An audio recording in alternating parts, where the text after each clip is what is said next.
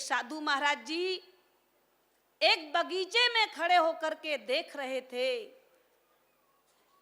कि एक कीड़ा जो है सारे फूलों पर बैठ रहा है, भौरा सारे फूलों पर बैठ रहा है, लेकिन चंपा के फूल पर नहीं जा रहा। साधु महाराज जी ने देखा इसमें रूप भी है, रंग भी है, खुशबू भी है, लेकिन अवगुण कौन सा है जिसके कारण ये भौरा यहां पर नहीं आ रहा। साधु महाराज जी पूछने लगे, चंपा तुझ में 3 गुण है, रूप रंग और बास, अवगुण तुझ में कौन सा जो भौरा ना आवे पास। चंपा का फूल कहता है, साधु मुझ में 3 गुण है, रूप रंग और बास, पर जगह जगह के मीत को कौन बिठावे पास। जो जगह जगह भटकने वाला है वो गुरु महाराज जी के चरणों का आनंद नहीं ले सकता, उस विशाल विराटता का जो आनंद है वो प्राप्त नहीं कर सकता।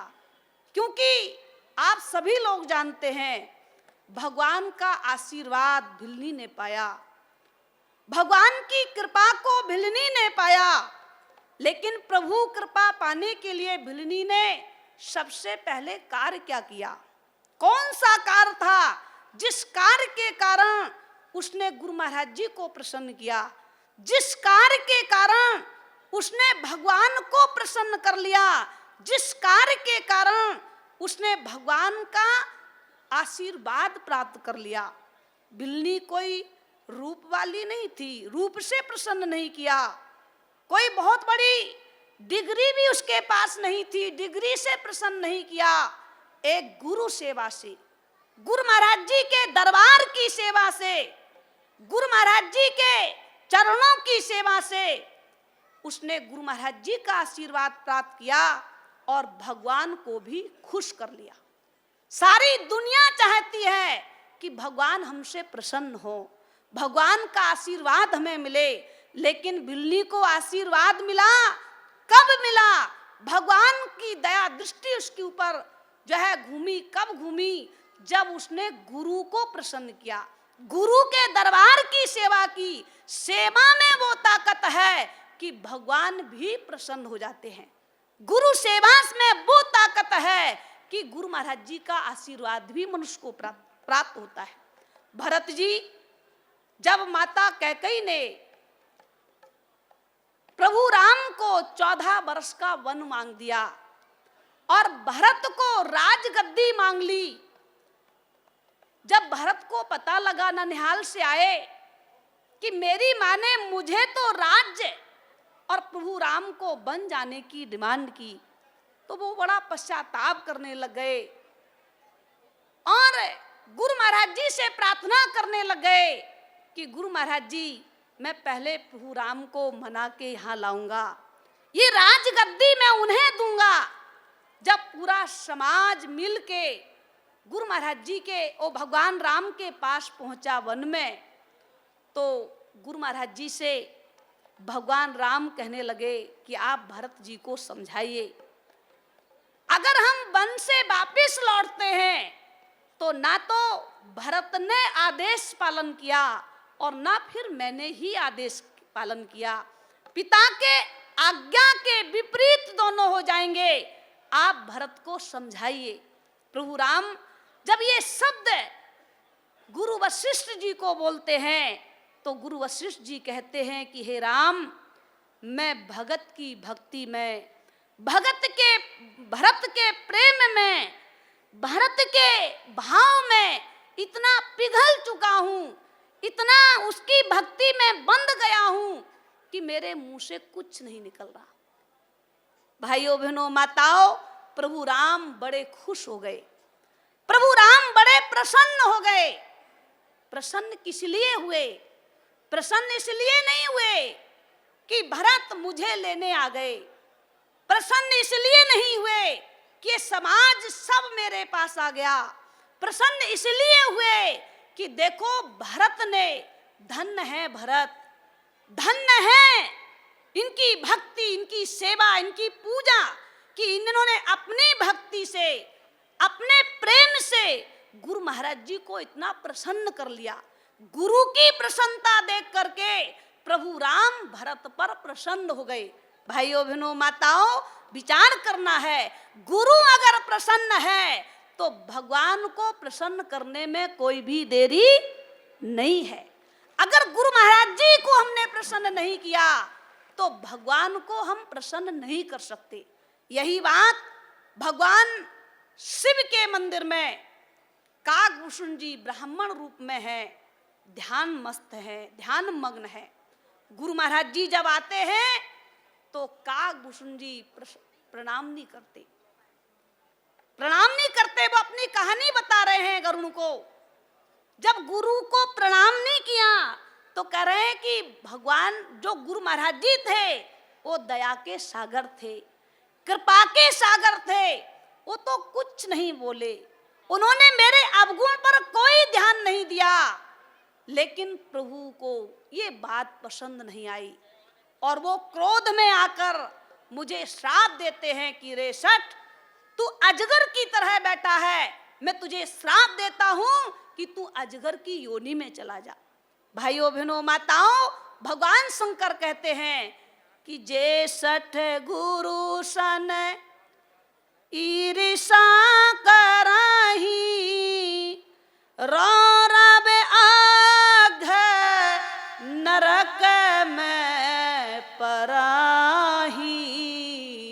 कि जो मनुष्य गुरु महाराज जी से ईर्षा करता है, गुरु महाराज जी के चरणों की सेवा नहीं करता, गुरु महाराज जी से प्रेम नहीं करता, तो कहा रौरव अघ नरक में परही, कल्पों तक उसे नरक के बीच में वास करना पड़ता है।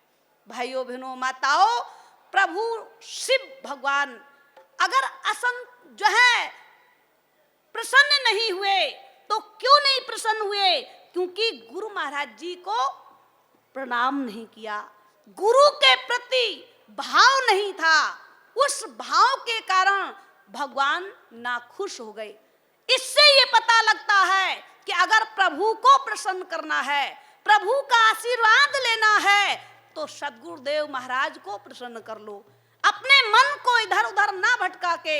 क्योंकि संत कहते हैं कि भटकता डोले काहे प्राणी, भटकता डोले काहे प्राणी, भटकने वाले दुख पाते हैं, भटकने वाले दुख पाते हैं, अगर बदले मन की नादानी, अगर बदले मन की नादानी, भटकता डोले काहे प्राणी, भटकता डोले काहे प्राणी।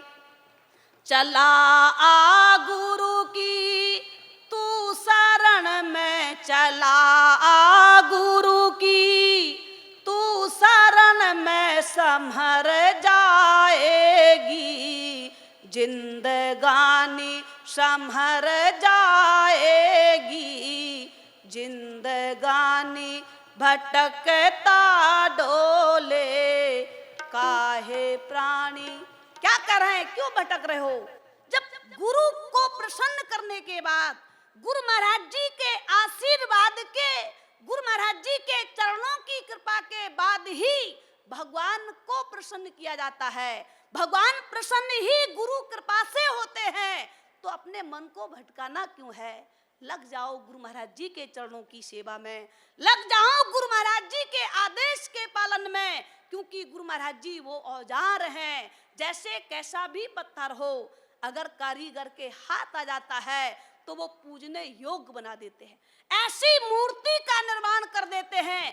कोई से जगह से वो एक पत्थर को लाता है कारीगर, मूर्ति निर्माण करता, कोई भी पत्थर को लाएगा, भगवान शिव की मूर्ति बना देगा, भगवान कृष्ण की मूर्ति बना देगा, और वो पत्थर था, लेकिन एक कारीगर के हाथ आया तो वो पूजने लग गया।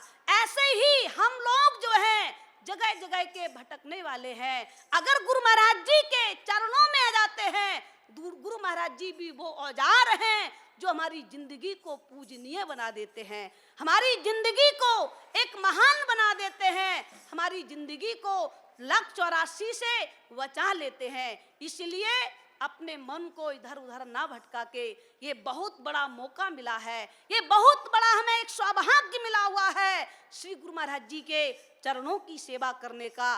गोपीचंद राजा था, लेकिन राजा होने के बाद भी धन्य है वो माँ कि अपने पुत्र को राज सिंहासन से हटा करके गुरु दरबार का सेवक बना दिया, गुरु महाराज जी के चरणों का सेवक बना दिया, गुरु दरबार में सेवा के लिए भेज दिया। आज हम लोगों का भी कर्तव्य है गुरु दरबार, इसमें हम लोग भी ये प्रयास करें, कोशिश करें कि हमारे घर का एक एक सदस्य कम से कम गुरु महाराज जी के दरबार की सेवा के लिए सम्मिलित हो, क्योंकि गुरु महाराज जी का दरबार हम अपना दरबार मानते हैं और अपना दरबार है तो इसमें हर तरफ से हमें मेहनत करके सेवा करके गुरु महाराज जी का आशीर्वाद प्राप्त करना है। हम सभी लोग इस पुण्य बेला में उपस्थित हुए हैं, हम गुरु महाराज जी से यही प्रार्थना करें कि प्रभु मुझे इतनी शक्ति दे दो, गुरु महाराज जी हमें इतना बल दे दो कि जब हम आपके चरणों में आए तो मन इधर उधर ना भटके, ये केवल आपके चरणों से बंध जाए, ये मन की जो डोरी है गुरु महाराज जी के चरणों से बंध जाए। और गुरु महाराज जी के चरणों से बंध गई अगर ये डोरी, ये संसार सागर से मन को हटा दिया तो जीवन के अंदर में आनंद आएगा। संत कहते हैं कि झूठी दुनिया से मन को हटा ले, ध्यान गुरु चरणों में लगा ले, नसीबा तेरा जाग जाएगा, नसीबा तेरा जाग जाएगा, नसीबा तेरा जाग जाएगा, नसीबा तेरा जाग जाएगा।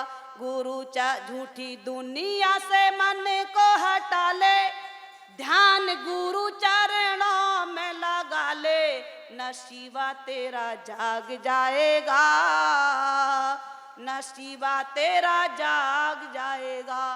वास्तव में ये जो मन है अगर दुनिया से हट गया, गुरु महाराज जी के वचनों पर बंध गया तो जीवन के अंदर में बहुत सुंदर आनंद, बहुत जीवन में खुशियां हमारे हृदय रूपी झोली में भर जाएंगी। सुख आनंद दुनिया में नहीं है, सुख आनंद गुरु महाराज जी के चरणों में है, गुरु भक्ति में है, गुरु महाराज जी की सेवा में है।